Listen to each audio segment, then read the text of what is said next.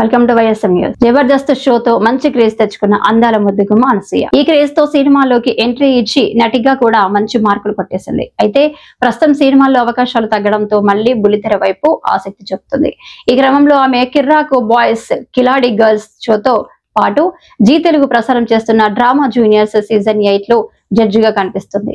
ఈ షోలో రోజా, అనిల్ రావిపూడి సహా జడ్జిలుగా ఉన్నారు. యాంకర్ గా సుధీర్ షోని హోస్ట్ చేస్తున్నారు.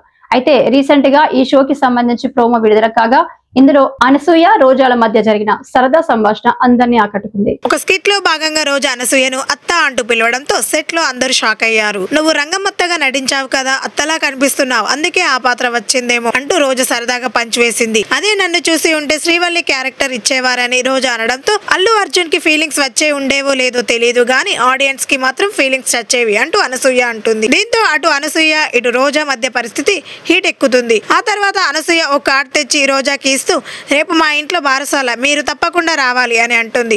ఎవరికి అని అడగ్గా నాకే అంది అనసూయ. దాంతో రోజాకి ఫ్యూజులు ఎగిరిపోతాయి. వెంటనే రేపు అయితే నాకు కుదరదు, నా పుట్టెంటకలు తీయాల్సి ఉంటుంది అని చెప్పి షాక్ ఇచ్చింది.